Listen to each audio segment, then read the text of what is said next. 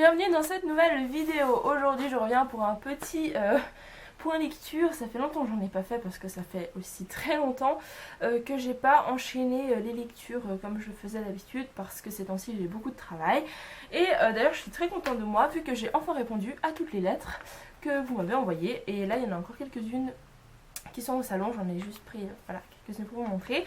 Donc voilà, j'ai répondu à toutes vos lettres. Normalement elles devraient partir demain, donc vous devriez les recevoir très très bientôt. Donc pour ce qui concerne le point lecture, j'ai lu que 2 livres pendant ce mois, voire peut-être 2 mois, je ne me rappelle plus exactement. Mais bon, je vais vous les présenter tout de suite. Il n'y a pas de coup de cœur ce mois-ci, pas de livre qui m'a genre waouh, non, pas cette fois. Mais comme les lectures d'automne, enfin automne Halloween commencent gentiment, et bah je pense que je vais enchaîner les histoires terrifiantes. J'ai hâte, j'ai hâte. Donc le premier livre dont je vais vous parler, il s'agit de Pitié pour leurs âmes par John Searle. Je crois que c'est ça, aux éditions J.C. Lattès. Alors, dans ce livre, on va retrouver une jeune fille, Sylvie Mason, je ne sais plus, bref. Peu importe la prononciation, ça revient au même, qui a des parents un peu spéciaux vu que ses parents, comment dire, sont un peu médiums sur les bords, c'est-à-dire qu'ils aident les âmes tourmentées. Bon, déjà que ça commence avec un petit air un peu bizarre, hein. Et en fait, tout va se compliquer quand les parents de Sylvie vont se faire assassiner. Du coup, Sylvie, elle va pas du tout s'en remettre, hein, c'est tout à fait normal. Et elle va commencer à aller chez un psy qui va lui donner un journal pour écrire ses pensées, enfin bref. Voilà quoi, et finalement elle va se fixer le but de trouver qui a assassiné ses parents. Donc je m'arrête là hein, pour le résumé parce que je pense que c'est tout ce que vous avez besoin de savoir. Je vais quand même vous raconter un petit peu ce que j'en ai pensé. Donc ça a été une lecture très agréable, c'était pas un coup de cœur mais j'ai trouvé très très intéressant. C'est un roman un peu de fantôme hein, forcément, mais le résumé nous laisse penser que ça va faire peur en fait, que vu que ce sera un roman horrifique, enfin je sais plus comment on dit, horrifique, je ne sais plus exactement, un roman qui va faire peur, mais en fait c'est un vrai thriller psychologique et moi je m'attendais pas du tout à ça, du coup j'ai été un peu déboussolée, mais ça a quand même fait l'affaire, c'est à dire que voilà, c'est vraiment le genre de roman qui va un peu vous faire tourner en rond, va vous faire vous poser plein de questions. Donc voilà, c'est un roman qui est très psychologique. Moi en général, comme j'aime beaucoup l'action, le fantastique et la terreur, enfin il faut vraiment qu'il se passe un truc sinon ça me plaît pas. Voilà, comment dire, j'ai bien aimé, c'est pas le livre que je vous recommande, mais voilà, si vous aimez bien un peu les histoires de fantômes plus un bon thriller psychologique, bah franchement foncez sur ce livre, il va vous plaire.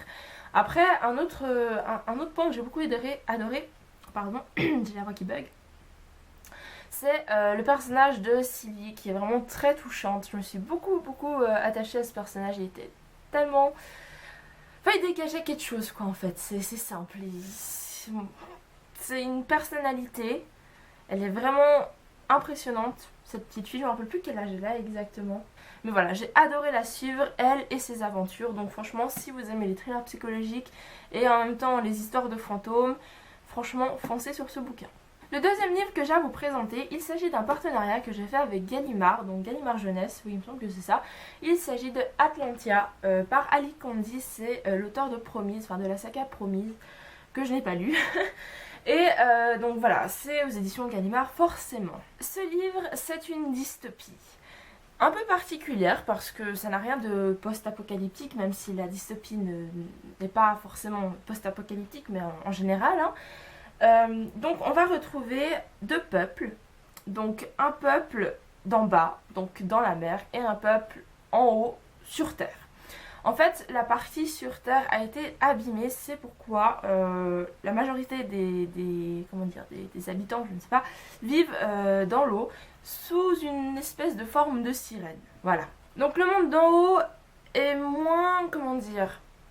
attrayant que celui du bas vu que nous les hommes avons abîmé le monde du haut et du coup chaque famille du monde d'en bas, enfin parce qu'en général tout le monde vient d'en bas, doit envoyer quelques membres de la famille en haut pour d'une manière dont je ne vous précise pas pourquoi maintient l'ordre et l'équilibre entre le haut et le bas. Donc déjà ça c'était plutôt pas mal parce que j'ai bien aimé cette idée de nouveau de partage. J'ai l'impression que dans les dystopies on retrouve pas mal cette idée de, comment dire, de séparer les groupes, peu importe de quelle manière, mais il y a toujours des groupes séparés, on le retrouve dans plusieurs dystopies, hein, j'ai pas besoin de vous les citer. Mais voilà, je pense que comme c'est une espèce de réorganisement de la société, ils ont toujours décidé de les séparer. Je ne sais pas pourquoi, peut-être que ça marche, peut-être que ça marche pas, enfin, ça dépend. Donc j'ai beaucoup aimé ces deux univers, j'ai bien aimé celui du bas parce qu'il est extrêmement bien construit, réfléchi, décrit, enfin franchement j'ai trouvé super celui d'en haut aussi, hein. Mais voilà, moi perso j'aurais préféré être en bas, être une sirène, oui j'aimerais trop être une sirène. Non. Donc dans ce livre on va retrouver deux sœurs, donc Rio et Bei, je pense que ça se prononce comme ça. Rio elle est en bas et Bei, sa sœur, sa grande sœur je crois, est envoyée en haut. Du coup, les sœurs vont pas vraiment, enfin, surtout Rio, donc celle qui est en bas, elle va pas trop supporter l'idée d'être loin de sa sœur, du coup elle va absolument vouloir aller en haut.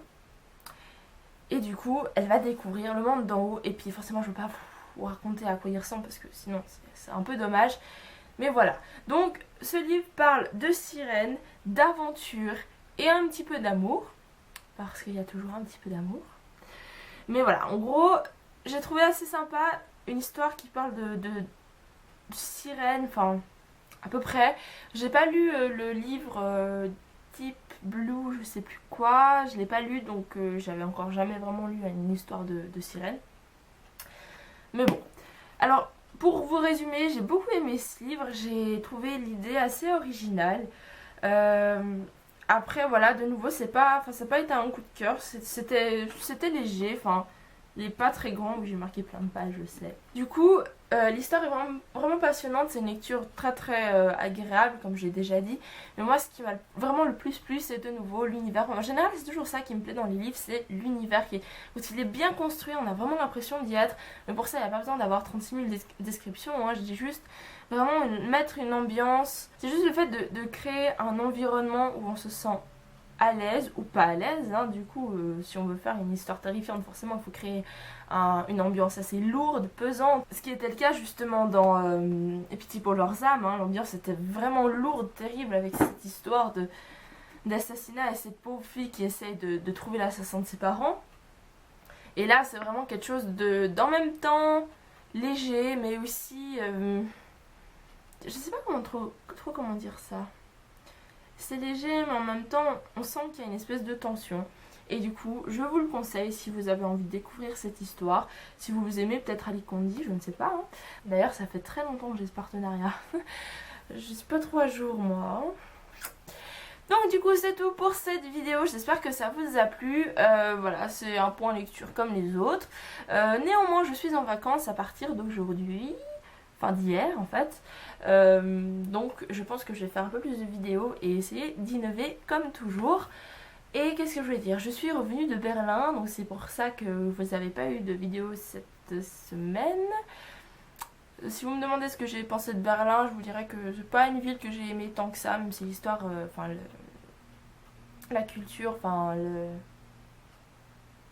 tout ce qu'il y a d'historique là-bas c'était vraiment passionnant, mais pour ce qui est de la ville elle-même, j'ai pas tant aimé que ça. Je sais pas pourquoi. Du coup, voilà. Cette fois, je termine vraiment cette vidéo. N'hésitez pas à me dire si vous avez lu l'un de ces livres, si vous avez envie de les lire. Dites-moi aussi quelle est votre lecture du moment. N'hésitez pas à la partager. Allez sur Instagram, Twitter. Et je vous dis à très bientôt dans une nouvelle vidéo.